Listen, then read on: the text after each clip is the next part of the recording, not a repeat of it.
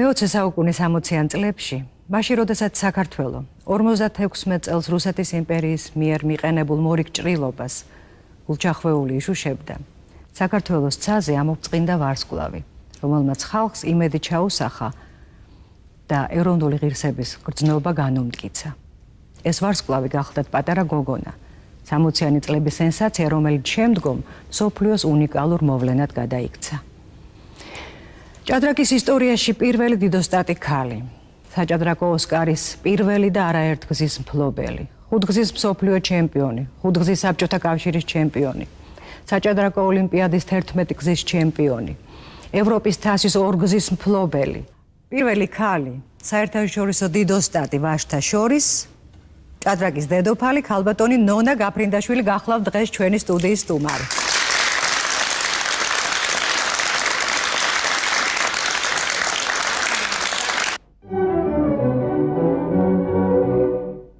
ქალბატონო ნონა, ის რაც მე ჩამოვთვალე, რა თქმა უნდა, არასრული ჩამონათვალია ყველა იმ თქვენი წარმატებების. და მთავარი ის არის, რომ ყველაფერი ეს დიდ დროს და ხანგრძლივ დროს მოიცავს. და დღევანდელი გადმოსახედიდან როგორ ფიქრობთ, რამ განაპირობა თქვენი ამდენ ხანს უმაღლეს პედესტალზე ყოფნა? მე მგონი ანალოგია ამისი არც არის მსოფლიოში, მე პირადად არ მახსოვს. არა, ანალოგია არის, ანალოგია არ არის სხვა მომენტის, რომ დავუშვათ ერთ პატარა ქვეყანაში 29 წელიწადი იყოს მსოფლიოს უმაღლესი ტიტული. ეს კი ამის ანალოგია არ არის, თორე პირველი ჩემპიონი ვერამენჩიკი, ნუ მაშინ ქალთა ნაკლებობა იყო, ასე ვთქვათ, ჭადრაკში და უფრო ადვილი იყო, რა თქმა უნდა. იყო რამდენი წელი ბატონ დენგის? 17 წელი. ერთ წელში ყოფილა განსხვავება. ეს ჩემი პლუსია, იმიტომ რომ მე უკვე მოწინააღმდეგები მყავდათ, სერიოზული მოწინააღმდეგე. Ну, принципში ხანგრძლივობა სპორტში მე ვფიქრობ, რომ თვითონ სპორტსმენზეა დამოკიდებული. იმიტომ რომ ნებისმიერი შეჯიბრება, განსაკუთრებით თუ ეს არის ოფიციალური, ეს არის შესარჩევი ტურნირები თუ ფინალური მატჩები სოფლიო პირველობაზე ძალიან დიდ ენერგიას მოითხოვს, ძალიან დიდ ნერვულ ენერგიას მოითხოვს. ამდენად სპორტსმენს თავის ნიშთან ერთად იმ სახეობაში, რომელშიც გამოდის, აუცილებლად უნდა ჰქონდეს ძლიერი ხასიათი, ძლიერი ნერვული სისტემა და ფსიქოლოგიურად უნდა იყოს ძალიან მაგარი. ეს ხასიათი თქვენ საერთოდ ბუნებით გაქვთ თუ ჭადრაკმა გამოგიმუშავათ? შერწყმული ვართ რაღაცნაირად ახლა. როგორ და საერთოდ ეთყობა რაღაც ჩანასახი იქნებოდა, რა თქმა უნდა. მე ვიზებოდი ძმებთან ერთად, ამდენად ის რაც განსხვავება ბიჭები რო იბადებიან, ეს გენური თვალსაზრისით, ეს ბრძოლის ხასიათი უკვე ზის ბიჭებში და გოგონებში არა, მაგრამ მე ფაქტიურად დავიბადე ოჯახში, სადაც ვაჟები იყვნენ და მეზობლებიც ვაჟები იყვნენ. ამიტომ ყველაფერს იმას თამაშობდი, რასაც ისინი თამაშობდნენ და ეს ხასიათი ეთყობა იქ გამომიმუშავდა. ეხლა თქვენ ბავშვობა ახსენეთ და თქვენ ძალიან ადრე გამოხვედით. სარბიელზე თან ტრიუმფით გამოხვედით. 14 წლის იყავით მგონი საქართველოს ჩემპიონი და უკვე 20 წლის მსოფლიო ჩემპიონი. პატარა კორექტივ შევიტანთ. 15 წლის პირველი სერიოზული წარმატებები მოვიდა, თუმცა თუ ჩავთვლით, რომ 13 ასაკში პირველად შეხვდი მწვრთნელს და დავიწყე, ასე ვთქვათ, ძალიან დიდეობა. კი, საკმაოდ მალე იმ დროისთვის ეს ასაკი ახალგაზრდული იყო. დღეს შეიცვალა ვითარება. დღეს უკვე 16-17 მაიჩი ურდენიძე რო გახდა მსოფლიო ჩემპიონი 17 წელს. ეს შეკითხვა განაპირობა იმან, რომ აი ამ ასაკში 15-16 წლის ასაკში ფსიქოლოგიურად, აი როგორ გაუმკლავდით ასეთ დიდ წარმატებას? მე მახსოვს რა ხდებოდა თქვენ გამოსვლებზე, თქვენი შეჯიბრებების დროს. ეს იყო ზღვა ხალხი, რომელიც დაგყვებოდათ, რუსთაველის თეატრში რო გამოდიოდით, ქუჩაში გზა გადაკეტილი იყო ქუჩები. და თქვენ პატარა გოგონა, მე მგონი მილიცია მიცავდა მაშინ. მილიცია გიცავდათ, ხო მე მახსოვს გამოყავდით და პოლიციელები მოგყვებოდნენ გარშემო, რომ გაგეკულიათ გზა ხალხში. ეხლა არ ხდება ეს რაღაცები. ეს იყო მაშინ რაღაცა მოვლენა, ეს იყო ეროვნული რაღაც ტრიუმფი. და თქვენ ეს პატარა გოგონა ესე ფსიქოლოგიურად როგორ დაძლიათ ეს და საერთოდ რას გრძნობდით მაშინ? ისიც ეს არის ძალიან კარგი გრძნობა სხვათა შორის. როცა რაღაცას მიაღწევს, ასეთი ამბავია რა, ირგვლივ. ეს ძალებს გმატებს. ის რაც ხდებოდა მაშინ საქართველოში, მე მახსოვს პრეზიდენტატური რომ მოვიგე, მე მიყვებოდნენ. რა ხდებოდა მაშინ ქალაქში დაახლოებით იგივე, როცა დინამო თასი აიღო. გამიგეთ?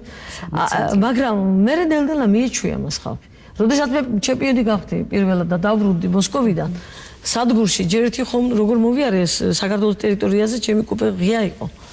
და ნუ პურმარილი ყველა სადგურში ამოდიოდა და რამდენი ხალხი ყველა სადგურში მიხდებოდა გასვლა ბაქანზე რომ მივსალმებოდი ხალხს იმდენი ზღვა ხალხი ხდებოდა და ჩვენი კუპი არ დაკეტილა ღია იყო და უცნობი ნაცნობი ყველა შემოდიოდა ერთ ჭიქას აწევდა და მილოცავდა და სადგურში რომ ჩამოვიდი ისეთი ამბავი იყო მამაჩემმა ცალი ტუფლი დაკარგა აი შეხვდა ისეთი ამბავი იყო და მე რომ მივედი სახში ვცხოვრობდი მაშინ ჭავჭავაძის პროსპექტზე და პირდაპირ იყო სასოფლო-სამეურნეო ინსტიტუტი და იმ სასოფლო-სამეურნეო ინსტიტუტიდან სტუდენტები და პროფესორ-მასწავლებლები იძულებულს ნახევარ საათის განმავლობაში აი მასზე გამოსულიყო მათ მივსალმებოდი ანის შეხვედრა მაშინ რომელიც 60 წელს იყო ოპერის თეატრში ნუ ეს იყო დაუვიწყარი იმიტომ ყველა საოცარ ყველა უძლიერესი ვინც იყო ყველა აი ისეთი ხალხი მიიღო მონაწილეობა ღონისძიებაში ოპერის თეატრში რომ მე მაგალითად ის ყველაფერი მახსოვს აი სამაგიეროდ როდესაც კუშტირთან მეოთხე მატჩი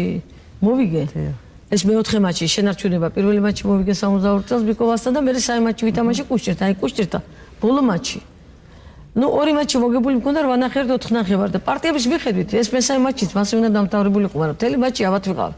მქონდა მწვავე კატარი და პოლიკლინიკაში დავდიოდი, სხივებს ვიკეთებდი, საჭმელს ვერ ვჭამდი. აი ენერგია არ მყოფდი და ხან ზედმეტი ხარისხი ზედმეტი პაიკით ვერ ვიგებდი პარტიას ვერ მივყავდა ბოლომდე.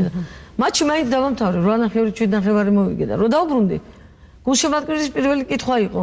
ის კი არა მილოცვით ისა არა, რატომ ასეთი პატარა ანგარიში და არა და ისტორიას ახსოვს, როცა მსოფლიო ჩემპიონები ინარჩუნებდნენ ფრედამთავრების უკვე პრეტენზიები ქონდათ მიაჩვიეთ ბატონო და პრეტენზიები რომ რატომ დიდი ანგარიშია მაგალითად ანა ალექსანდრია ჩიბისი საუკეთესო მატჩი ჩიბურდანიძესთან ის როგორ დამავიწყდება რომელიც ფრედამთავრდა და მაინც ჩიბურდანიძე ერთ-ერთი ესე იგი პირველ ჩემპიონობა შეინარჩუნა ამ ფრესყალობით ამ დროს ეს იყო მისი ნანა ალექსანდრია გვესწრება დღეს აქ არის და მისი საუკეთესო მატჩი მე მეგონა რომ თქვენ უფრო სიტყვა ძუნწი იყავით და ამიტომ მოვიწვიე ხალხი რომ თქვენთან ერთად განვლეს ცხოვრების გზა იმ იმედით რომ ისინი მომიყვებიან საინტერესო ეპიზოდებს თქვენი ცხოვრებიდან შეიძლება კომენტარი გავაკეთო სიტყვა ძუნწი კი არ ვიყავი თავიდან აქ ვინც ზის ბევრს მათგანს ეხსომება და პირველ რიგში ბატონ თენგიზ რომ ესე იგი უბრალოდ ვიყავი ძალიან მორცხვი და ვერ ვლაპარაკობდი ბევრზე მახსოვს პირველი ჩემი დიდი გამარჯვების შემდეგ კომუნიკის რედაქციაში რომ მიმიწვიეს ჩემი მთლიანი სიტყვა გაზეთმა დაბეჭდა მეორე და ეს შედგებოდა ერთი სიტყვისგან მადლობთ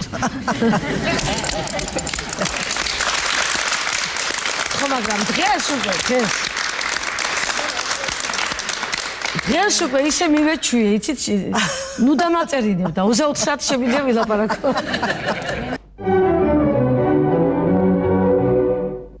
ალბათონმა ნონამ რომ გაიხსენა მისი ჩამოსვლა თბილისში, მას შემდეგ რაც მსოფლიო ჩემპიონი გახდა და ჭავჭავაძის პროსპექტზე საკუთარ ორ ოთახიან ბინაში მოსვლა, იქ სულ შინაურები იყვენ ყველანი, ვიყავით 3 სტუმარი, 2 ქალბატონი და მამაკაცებიდან მე. კარგად მახსოვს ის დღე. როგორც ნონამ თქვა. ესეთი დიდი პატივი როგორ გხვდა წილად? დღემდე აი არ ვიცი როგორ მოხდა ეს. არა, მე შემიძლია დავამატო. ნუგზარ ჯუღელი იყო ერთ-ერთი მონაწილე რუსთაველის თეატრში ჩემი და ჩემი ძმის ერთ-ერთი უფროსი ძმის და კიდევ ორი მოჭადრაკის მიერ ჩატარებული ტურნირებისა. ბლიც ტურნირებისა, სადაც ჩვენ ვარდებდით ფორას მოჭადრაკე მსახიობებს. ვინც წააგებდა. მაშინ კოტე მახარაძე იყო პარტკომი და ოთახში ედგა წვრილი მაგი და ამაზე დაბალი იყო, იცით? ამას იმიტომ ყვები რომ გასაზრომად იყო ძნელი და იმის ქვეშ გაძრომაზე იყო თამაში. ესე იგი ნუგზარი იყო ერთ-ერთი მონაწილე. მე წამოღებული მაქვს ერთი საბუთი. მე ოპერატორებს ვთხოვ, აი აჩვენონ ეს ახლოდან. რა თქმა უნდა, თქვენ იცანით აქ ახალგაზრდა ნონა გაფრინდაშვილი, ის ვაჟი კი მე გახლავართ ნუგზარ ჯუღელი. ეხლა რატო ვამბობ ამას? ესე იგი მე თამამად შემიძლია ვთქვა, რომ რაკი ამხელა ვარსკვლავთან მითამაშია ოფიციალური პარტია და ეს კარგი ოფიციალური პარტია რაკი მითამაშია, ჩემი თავი შემიძლია ჩავთვალო უკვე არა მოყვარულ მოჭადრაკეთ, არამედ პროფესიონალად. ეხლა მე პროფესიონალი მოჭადრაკეების სახელით საზოგადოების წინაშე ვაყენებ ასეთ საკითხს. უკვე დავარიგეთ ჩვენ საუკუნის სპორტსმენის სახელი, 10 წლეულის მე შემოვდივარ წინადადებით. დავაწესოთ 1000 წლეულის ქართველი სპორტსმენის სახელი და ეს მივანიჭოთ ნონა გაფრინდაშვილს. მე მინდა გავიგო, როგორი ხასიათია ქალბატონ ნონას. ჭადრაკი ისეთი რამე, რომელიც რაღაც სულ ბრძოლასთან არის დაკავშირებული, შეტევასთან, ცხოვრებაში ესეთი მებრძოლია, ასეთი აგრესიული ხო არ არის. როგორი ხასიათი აქვს, მაგას ვერ ვიტყვი, იმიტომ რომ აქ იმდენი მოჭადრაკეა, იტყვიან ამას ყველაფერს. არის ადამიანი უაღრესად ნიჭიერი, რა თქმა უნდა ჭადრაკში და უნიჭიერესი ადამიანი ადამიანებთან ურთიერთობაში. ნონას არასოდეს არ ეშლება, როგორ უნდა მოგექცეს, რომ თავისუფლად წარმოგიდგენიათ თქვენ რომელიმე სხვა ადამიანი, რომელმაც ამდერამეს მიაღწია, როგორ შეგავიწროებდა, შეგზუდავდა და დაქრდგუნავდა თავისი მიღწევებით. ნონა არის არა ამბიციური, აბსოლუტურად უკომპლექსო ქალი, რომელთანაც აი კომფორტში გრძნობ თავს. მე არ მახსოვს ამ 30 წლის განმავლობაში ოდესმე ერთად ყოფილიყავით და სადმე წინ გასულიყო. გესმით? ეს რას ნიშნავს, როდესაც აი ამ ხელა დამსახურების ქალი, ხუზის სოფლიო ჩემპიონი, ყველაფერში პირველი, მთელი საჭადრაკო სკოლის წარმომადგენელი და ყველაფერი თუ კი რამეა საქართველოში კარგი დაკავშირებულია ნონას სახელთან. აი ეს ადამიანი რომ შენს უკან გავა, ამას დიდი მნიშვნელობა კი არ აქვს, მაგრამ აი სულ გრძნობ პატივისცემას, სულ გრძნობ იმას, რომ არ გადაგახტება და ყოველთვის უნდა აი ისეთნაირად მოგექცეს, რომ შენ კარგად იგრძნო მაგასთან თავი. ესე იგი არ მახსოვს არც ერთი შემთხვევა, რომ შეიძლება არ მეპასუხნა, მაგრამ გულში ნალექი დამჩენოდა, რომ რაღაცა მაწყენინა, არ ყოფილა ასეთი შემთხვევა. ესე იგი როგორი ადამიანია, ხო? ქალბატონ ნონა, ეხლა ვისაც გვაწყენინა მაშინ ნანა გააგრძელოთ. ნუ ახლა ხასიათის თვისებებიდან ავაწყობ მაშინ. მე ვთქვი ერთხელ, როდესაც ნონაზე მკითხეს, რომ რაც არ უნდა ეთამაშა ნონას, ყველაფერში ჩემპიონი იქნებოდა თქო, იმიტომ რომ ჩემპიონის ხასიათი აქვს. და ეს მართლაც ასე არის. ახახსენეს ნონას პირველი გამოჩენა, ეს რაღაც ნაპერწკლიანი თვალებიო. სწორედ აი ეს რაღაც მებრძოლი თვისებები ამ თვალებშიც იყო ჩადებული, ალბათ აქ ამოიკითხა ის დიდი ტალანტი ვახტანგ ქარსელაძემ, როდესაც ნონა თბილისში ჩამოიყვანა. ნონას მოგება ძნელიც არის და უსიამოვნოც არის, იმიტომ რომ მე არ შეგეშვება, რასაც არ უნდა თამაშობდა, სულ ერთია კარტის ნებისმიერი სახეობა, ბილიარდი, ნარდი, მე გამწარებულები არიან ისინი, ვინც შემთხვევით გამარჯვება იზეიმა, მე სანამ ნონა არ დაამარცხებს და როგორც წესი ეს ნონას გამარჯვებით მთავრდება ხოლმე, რაც არ უნდა ახლად ნასწავლის სახეობა კონდეს, იმიტომ რომ მართლაც ესეთი სპორტსმენი მე ჩემს გარშემო, თუმცა კი ბევრი დიდი სპორტსმენი ყავდა საქართველოს ტიტულოვანი, მე ესეთი არც ვიცი ჩემს გარშემო. ნონა მახსენა გამარჯვების ემოცია და მართლაც სპორტსმენებმა, სპორტის გულშემატკივრებმა იციან ეს ემოცია როგორი დიდი და ამაღლებული არის. ჩემთვის ეს გამარჯვების ემოცია ნონას სახელთან იყო დაკავშირებული, იმიტომ რომ ნონა ჩემთვის და არა მხოლოდ ჩემთვის, მე ვფიქრობ თქვენთვის და ალბათ ჩემი თაობის საქართველოსთვის ყოველ შემთხვევაში გამარჯვების ქართველი კაცის გამარჯვების სიმბოლო იყო და სულ არ არის შემთხვევითი, რომ არანაირი ორჭოფობა არ არსებობდა საუკუნის ნომერ პირველი სპორტსმენის დასახელებაზე. აქ არანაირი კონკურენცია არ იყო და ასევე შემთხვევითი არ იყო ჩემთვის ყოველ შემთხვევაში, როდესაც ფილარმონიაში საუკუნის სპორტსმენების დასახელება იყო, ეს საზეიმო შეხვედრა, ერთადერთი ვის სახელზეც დარბაზი მაშინვე წამოდგა ფეხზე, ეს იყო ნონა გაფრინდაშვილი. ამიტომ მე ვამბობ, რომ ნონას მიმართ განსაკუთრებული ემოცია იყო ჩადებული ქართველ ერში. ნონა მახსენა, რომ მამაჩემმა ფეხსაცმელი დაკარგაო პირველი ჩემპიონობის დროს და მეც მახსოვს პირველი ჩემი შეხვედრა ნონასთან აი ამ ფეხსაცმელ დაკარგულ სიტუაციას უკავშირდება.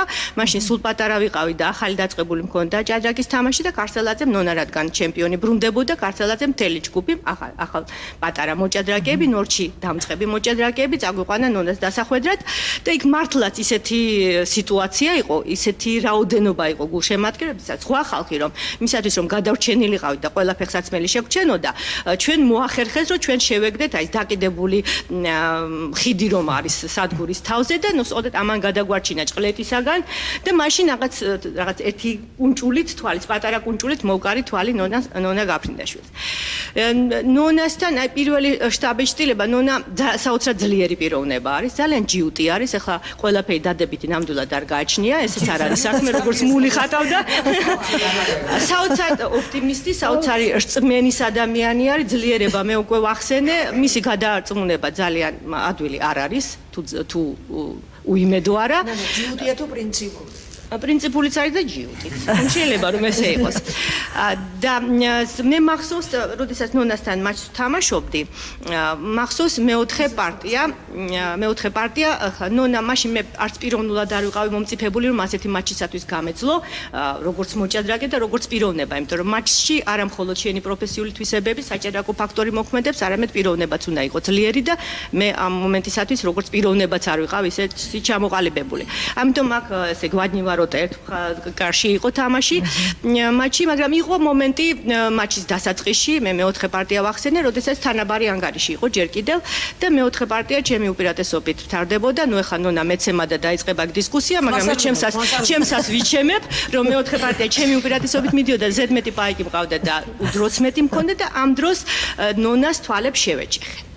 და ეს იყო საოცარი ნონას ანთებული თვალები დღესაც შემორჩა, მაგრამ მაშინ ეს მართლაც განსაკუთრებული სიკაშკაშიც იყო და ეს იყო თვალები ადამიანისა, რომელსაც არ ჯერა რომ შეიძლება დამარცხდეს და ეს აი არაფრით არ შეიძლება. აი ამ თვალში ეკითხებოდა რომ როგორ შეიძლება რომ მე წავაგო. და მართლაც არ წავაგო, ნონამ ეს პარტია მოიგო და მე ნუ ყველაფერი აეწყო რომ მისთვის სასარგებლოდ. ჩვენ ახლა გვაქვს საშუალება წარმოგიდგინოთ ფირი, ვიდეო ჩანაწერი, ქრონიკა, ასე ვთქვათ, ნონას ტრიუმფალური სვლის. ჯერ ვნახოთ ეს ფირი და მერე გავაგრძელოთ საუბარი. მსოფლიოს 4-ის ჩემპიონი, პირველი დიდოსტატი ქალი ნონა გაფრინდაშვილი უკვე 16 წელია საჭადრაკო ტახტის დედოფალია. მთელ საქართველოს 21 წლის გოგონას სახელი აკერია პირზე. დაიბადა სულდიდში. ბავშვობიდან იყო ნიჭიერი, შრომის მოყვარე და მტკიცე ხასიათის. მოსკოვის დასავლეთით 70 კილომეტრზე მოზჟინკაში, მეცნიერებათა აკადემიის სააგარაკო ქალაქში საჭადრაკო გვირგვინის პრეტენდენტი ნონა გაფრინდაშვილი იმყოფება. მე არაფერს ვფიქრობ, ვიცი ერთი რამ, 16 სექტემბერს დაიწყება მატჩი და იგი უნდა მოვიგო, ამბობს ნონა. ნონა გაფრინდაშვილი მსოფლიოს ჩემპიონი გახდა. ცოტა სტურგებია ქართველთა ასეთი უსაზღვრო და უშურველი სიყვარული. სუფრაზე ნონა სადღეგრძელოს წარმოთქვამენ, ლამის ყველა მამა ოცნებობს, მისი შვილი ნონას დაემსგავსოს. როცა გავიზრდები, ნონა გამოვალ, ამბობენ პატარები. ახალშობილებსაც სულ უფრო ხშირად და ხშირად ნონას არქმევენ. 21 წლის მსოფლიო ჩემპიონი დაფნის გვირგვინით შეამკეს. ამ უმაღლეს ტიტულს კიდევ 4-ჯერ მიიღებს და 16 წელი ღირსეულად ატარებს პირველი ქალის სახელს.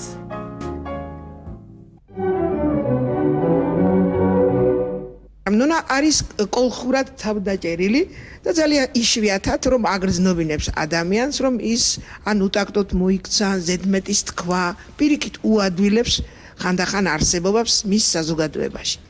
მაგრამ მე მაგალითად დიდ სიხარულს მანიჭებს მისი პატიოსნება პიროვნული, იმიტომ რომ ეს არ არის პატარა სიტყვა, ეს ძალიან ბევრი კომპონენტის შემცველი სიტყვა. რომ ბრძანებთ რომ არის მებრძოლიო, ხო? ისე თვითონ არის პარლამენტი, ერთი პარლამენტია ნონა. თვითონ გამოსცემს კანონებს და თვითონვე აღასრულებს მას.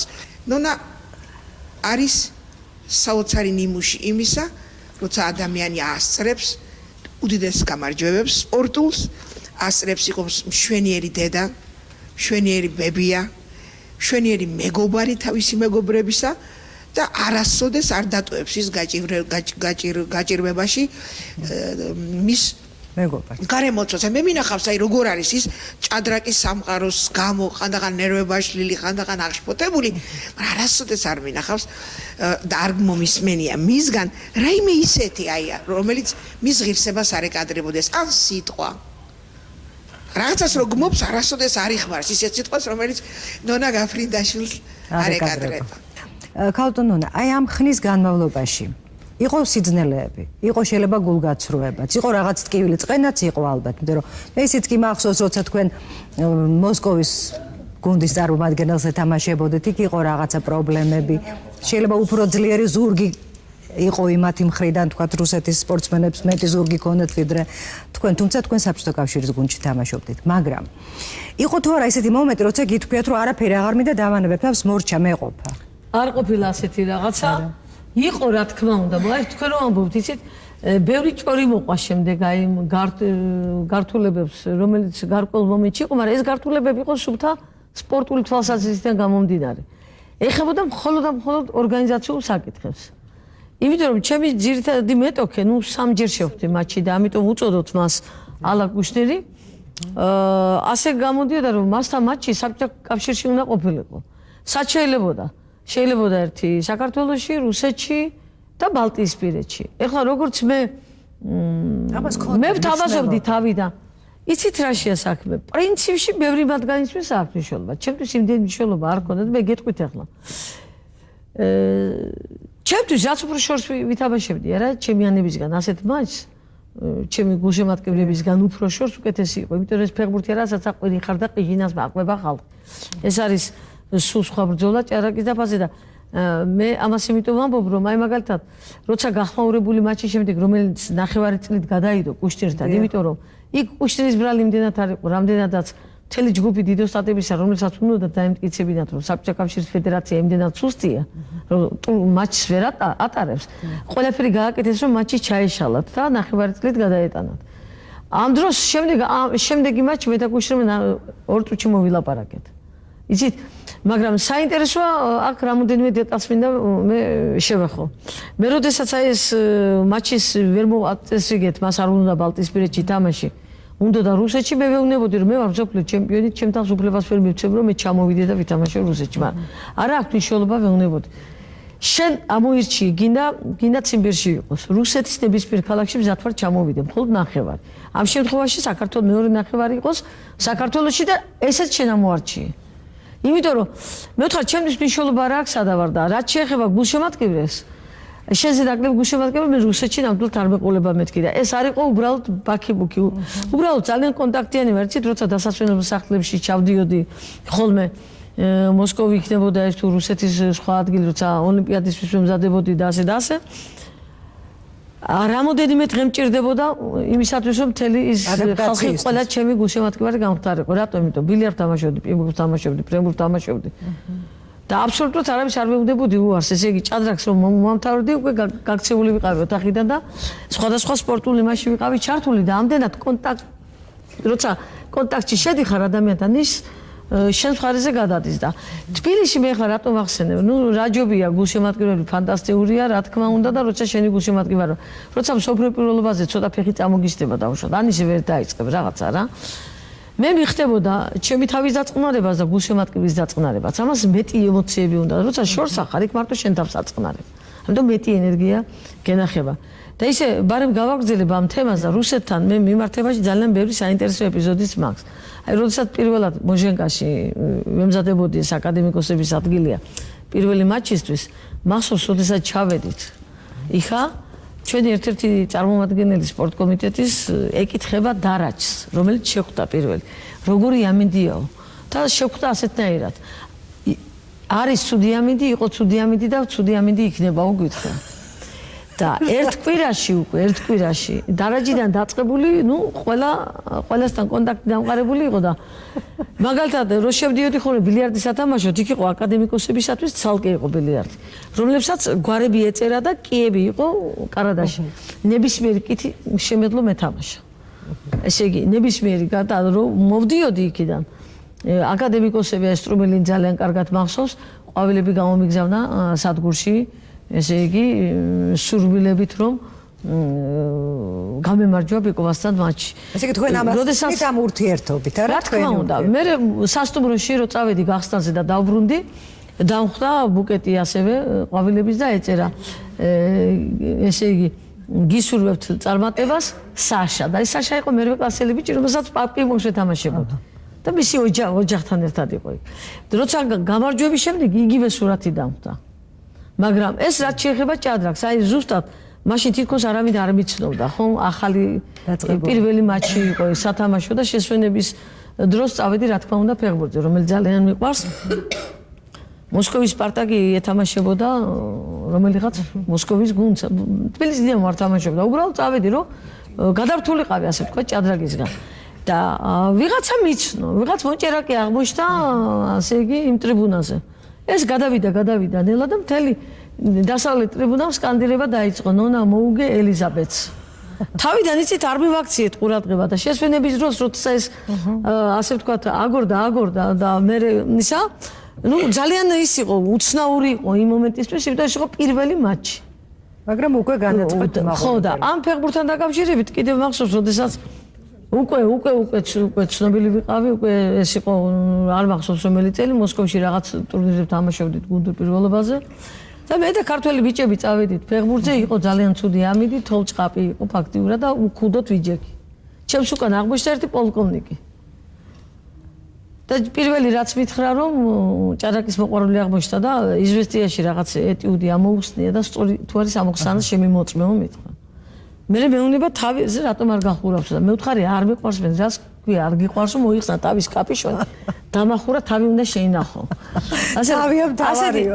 ასეთი იცით რა პრინციპში პრობლემები მაყურებელთან მემართებაში მართლა მქონია არც ერთ ქვეყანაში არ ვიცი ახლა ყველა ქვეყანაში ვერ ვახერხებდი რა თქმა უნდა ასეთნაირი კონტაქტის შესვლას ეს უფრო შეკრებების დროს ხდება მაგრამ ასიათო თუ ისე აქ ნინო გურიელი ზის და დამემოწმება დაუშვათ ერევანში საკავშირო ჩემპიონატი რო იყო ფაქტიურად იქ მე ისე ვღებულობდნენ და მე დამტოვეს იქ და ისეთი შეხვედრები იყო როგორც აი საქართველოში და ეს მარტო არ ყოფილა იცით მარტო სომხეთში ამიტომ მე ბედნიერად ვგრძნობ თავს რა თქმა უნდა რომ აი ეს მაყურებლის პრობლემა ჩემთვის არ არსებობდა თქვენ გამოდიოდით საბჭოთა გუნდური შეჯიბრი იყო საბჭოთა კავშირის სახელით გამოდიოდით საერთოდ მსოფლიოში თუ იცოდა მსოფლიომ რომ თქვენ რუსი არ იყავით და ქართველი იყავით სხვადასხვა საცად ჩავდიოდი იუგოსლავიაში ყოველთვის წერდნენ გრუზიანკას იმიტომ რომ სპეციალურად ვამახვილებდი ამაზე ყურადღებას და საცა არ იცოდი იქ ვაცნობდი თავს ამას ვაკეთებდი ტექნიკურად ისე რომ პრეტენზია არ ქონოდა არავის და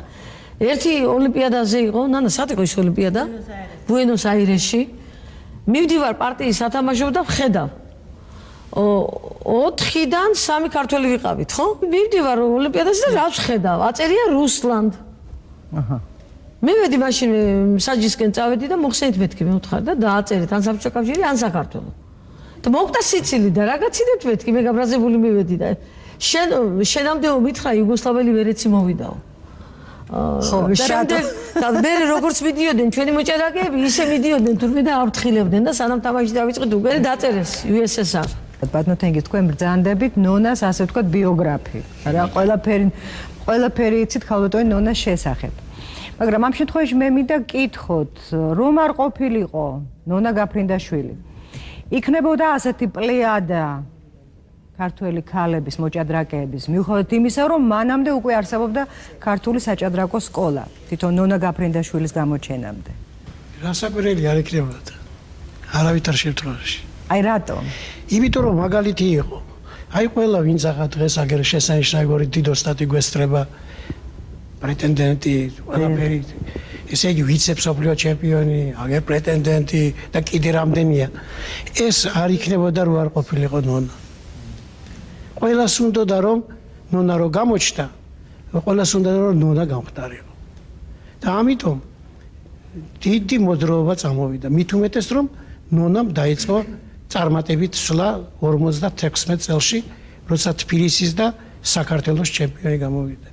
უკვე მაშინ ჟურნალისტები ხუმრობდნენ რომ აი 15 წელს გახდა ნონა პირველ 3 მაისს და 15 პარტია მოიგო საქართველოს პირველობაში. ეს ყველა პარტია მოიგო.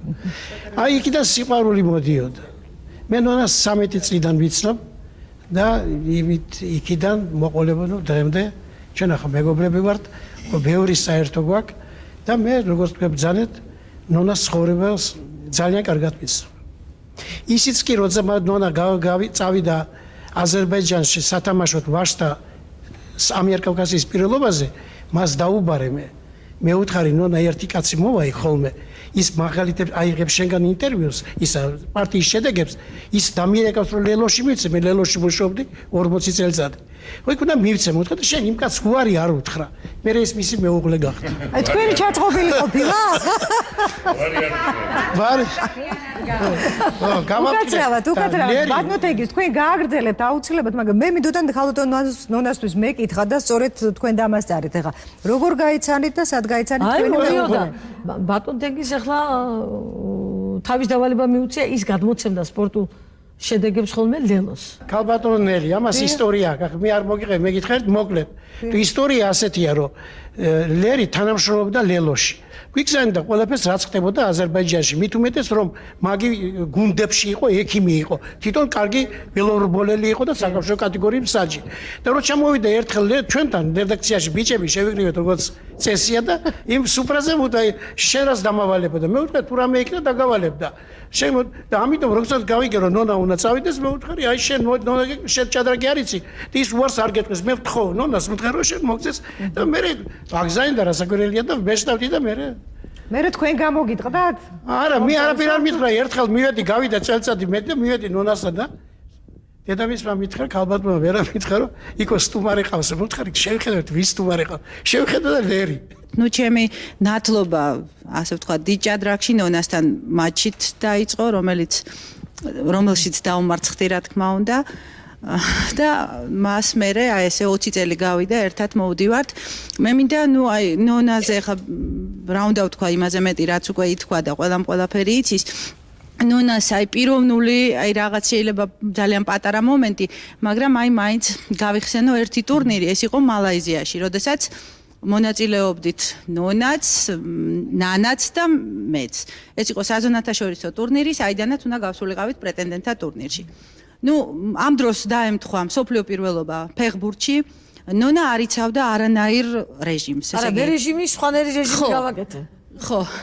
ესე იგი, არანაირ, ესე იგი, ღამე არ ეძინა, იმიტომ რომ უყურებდა ფეხბურთს. ну, ხანდახან როცა მატჩი არ იყო, დადიოდა კაზინოში. ну, ნონასგან განსხვავებით ნონასგან განსხვავებით ეს რაღაცა არა მე გააგზავნე კი ყველაფერს ვიქნა კაზინოში დადიხარ თუ მაცლი რა თქმა უნდა ხო ნონასგან განსხვავებით ნანა იცავდა ყველაფერს ну სამაგეროდ ნონა იგებდა ნანა აგებდა მაგრამ ეხლა რა შეეხება მე ჩემი პრობლემა რა იყო რომ ну მე ხა ისევე როგორც ყველა მოჭადრაკეს მაქვს ვთქვათ ცრურწმენა რომ აი რა ჩაიცვა რა კალმისტარით დაწერო და პირველ პარტიაზე საკმაოდ ძლიერი ტურნირი იყო სხვათა შორის ის ჩინელი რომელიც დღესაც მსოფლიოს ჩემპიონია და ვერ მოვიცილეთ აი იქიდან დაიწყო იქ გახდა იქიდან დაიწყო მისი მსოფლიო ჩემპიონობა და პირველ დღეს დავაკაკუნე ნონასთან და რო ერთად წავსულიყავით პარტიაზე მოვიგე ის პარტია ну ეხა დავცადე ესე ხო და ტურნირი გრძელდება 1 თვე თან თუნდა გაითვალისწინოთ რა მე რატო ვიძახი რომ ნონა და მე ვართ მეტოქეები ფაქტიურად ესე იგი საკმარისია ნონა არ დამხვდეს რომ დამთავრებულია ზუსტად 1 თვე თამაშობდა ნონა არ თამაშობდა ჭირდებოდა არ ჭირდებოდა ელოდა ჩემს დაკაკუნებას ზუსტად 1 თვე აი ესე არც ერთი პარტია არ წამიგი რა და მე გააგრძელი ჩავერთვები ხო ჩემს და საუბედუროთ მოკლედ ჩემს სიცოცხლეში ამდენი მატჩი ვითამაშე და ასეთნაირად არ ვითამაშია რომ ან ეს ჩავიცვა ეს თუ წავაგე ნინოს პატარა რო იყო რო წააგებდა ყელსაბამი მოუხსნე და გადავდია კალმისტარიდან მე ისწავლა ჭკუა და უკვე არ იხსნიდა იმას მაგრამ აი ეს შერჩა მოვიკაკუნა მოვდივარ დაგელოდები მითხრა მორჩა ერთი თვის განმავლობაში იძულებული ვიყავი მელაპარაკა ასე. დავხვედროდი ამას. არავინ არ იცის რატო იყო იძულებული. არა, თან საინტერესო რა არის, იცი, კვარი იყო მისი ზურას ტურვა მოჭარაკე. და იმ მომენტში გამოგვაცილა სპორტულ ტაინსამუში და გაუპარსავი იყო და მთელი თვე საწყალი ბიჭი ტაინსამუში წამოღებული ქონდა. დადიოდა სპორტულ ფორმაში გაუპარსავი. ესე იგი და აი მე უბრალოდ ეს ჩემი მოსაზრება არის რომ ეხა ჩემპიონებად ეთყობა მაინც იბადებიან მაგრამ ნუ ძალიან ადვილია მე ვფიქრობ რომ იყო ჩემპიონი აი დიდი ჩემპიონი მაგრამ აი ბევრად უფრო ძნელია იყო ესეთი პიროვნება როგორიც არის ნონა აი ჩემი თვალით რა შეეხება რეჟიმს საქმე რა შეიძლება ჩავედით იქა და მსოფლიო კაზინო რომელი ბუჭერაკი არ ყოფილი მაგრამ გააჩნია როდის სახვალ როცა დამთავრდებოდა ყველაფერი ყველანი ერთად წავიდოდით ახლა ეს ჩაულებრივი ამბავი ეს კი ბანკოც გიყვართ გააჩნდა ბანკოს არა, აი ესეთი აზარტით არა, თამაშობ. ის ბანკო არ იყო. ეხლა თქვენ ისე მიყვებით, რომ გამოდის, რომ თქვენი ეს ამდენი წლიანი ჩემპიონობა და ეს საოცრად ესე იგი უდიდესი გამარჯვებები რაღაც ძალიან ადვილად და თამაშით მიმდინარეობდა. ესეთ შთაბეჭდილება რა შესაქმე იცით, ჩემი დასვენება არის ან თამაში, ან კარგი წიგნის წაკითხვა და ბოლო დროს დეტექტივები ან ისა მწვავე სიუჟეტიანი, აი როგორც შელდონი და ტომ კლენსი და ამ ტიპის ესე იგი თქვენი ხობი არის მე თუ რაღაცა უნდა ვაკეთო. აბსოლუტურად ვითიშები ჭადრაკისგან და ვისვენებ. მე უფრო მეცსაც გეტყვით. აი, როცა გახმაურებული მატჩი თბილისში დაიწყო მოგვიანებით ნახევარი წლის კუშნირთან, პირველი პარტია წავაგე. მეორე მოვიგე, მესამე ყაი მიყო და მეოთხე წავაგე. და ვაგებ ორ ნახევრით, ერთ ნახევარს და ორი დღე მაგ დასვენება. აი რას აკეთებდით? აი რა გავაკეთებ მე ახლა? წავედი იმ დღეს ფეხბურთზე. თბილისის დინამო ხდებოდა ვიღაცას, არ მახსოვს ახლა ვის, მაგრამ ვიღაცას ხდებოდა, რა მნიშვნელობა. გეუნებით რომ ჩემს ირგვლივ ვინც ის და ფეხბურთი არ უნახია. ყველა მიყურებდა მე. ერთმანეთს ეჩურჩულებოდნენ, რა უნდა აქა, აგებს მატჩს. მე კიდე ვისიამოვნე ჩვენება მოიგეს. მეორე დღეს წავედი რუსთაველის კინოში ძალიან კარგად მახსოვს ჩემი მეგობრების წრეში და სულ სიცილ ხარხარში მოკლედ მომხელთავთა თავგადასავალი რო ახალგაზრდებს ის სურათი გადიოდა, ჩემს ირგვლივ იყო სიჩუმე. და ერთმანეთს ჩურჩული მესმოდა. მატჩს აგებს და რა კარგად გრძნობს თავს. ნერვიულობდა ხალხი. და არა და იმ დღეს მე დამირეკეს და მითხრეს რომ სიხარულიძე იყო გიორგი ვასილევიჩი ასეთი ფანტასტიკური ორგანიზატორი და კარგი ხელმძღვანელი სპორტ კომიტეტის თავმჯდომარე მაშინ ასე იყო დამირეკა და შეხვედრა სახლიდან გამომიყვანა ვაკის პარკში გავისეირნეთ და მეუნება რომ რამე ხო არ გინდაო რამე ხო არ გჭირდებაო იმიტომ რომ ახლა მატჩს ვაგებდი ორ ნახევრით ნახევარს გიორგი ვასილევიჩი მეუთხარი არაფერი არ მინდა გარდა იმისა რომ ყველანი დამშვიდდეთ ორ ტურში წინ გავალ მეთქი მეუთხარი და აი ეს დასვენების დღეები იყო, ესე იგი ამ ფეხბურთი, კინო რაღაცა გადავერთი და მეორე დღეს მოვიდი შავებით, მოვიგე, მე თეთრებით მოვიგე, გავედი წინ და მე პარტია არ წამიგია. ქალბატონო, ამდენი წარმატება, ამდენი სიხარული, მაინც ხომ არ გამოყოფდით, რა იყო ყველაზე დიდი სიხარული თქვენ ცხოვრებაში? ყველაფერი კარგია, ჩემპიონობაც კარგია და ყველაფერია, მაგრამ შვილი რო იბადება, მაინც სხვა რაღაც ხდება ადამიანის ცხოვრებაში. მერე გადის დრო, ეხლა შვილი დაიბადა, ახლა უკვე იმან დაიჭირა ეს ადგილი. ასე რომ ცხოვრება რა. ჯერ პოეტებსაც აქვს მიცუნილი ჭადრაკის დაფა ეს ცხოვრების თამაშიაო და მით უმეტეს ასეთი კავშირი როცა არის ცხოვრებასთან და თან მით უმეტეს როცა ქალს ეკითხებიან. ასე რომ თუ არის პატარის მოვლენას ასე ვთქვათ, პატარა არსების მოვლენას ალბათ არაფერი არ ჯობია.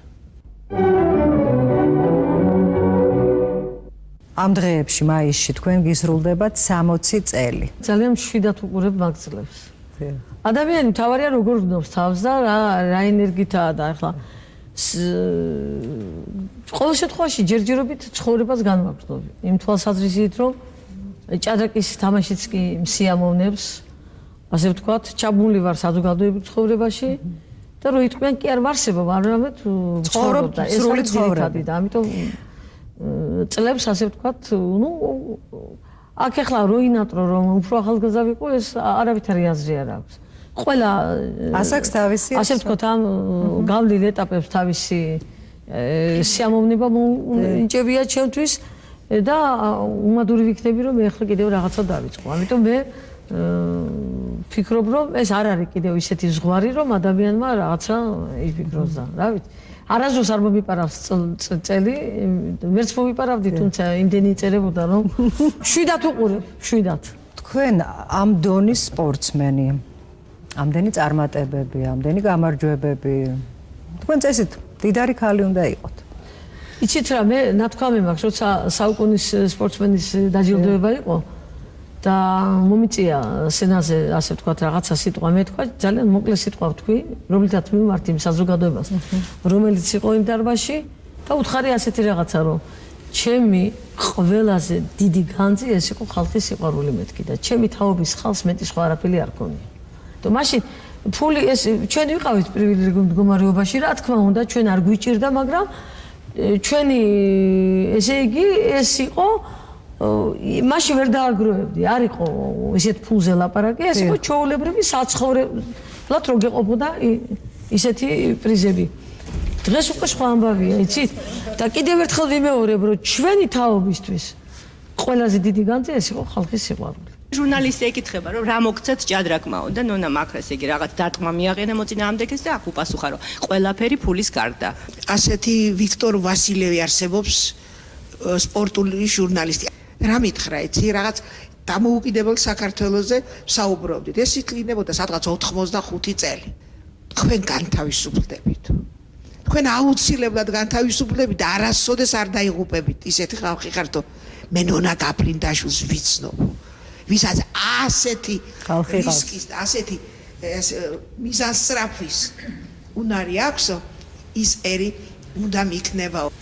ჩვენი გამარჯვებების ყველაზე დიდი ნიშნულება რა იყო?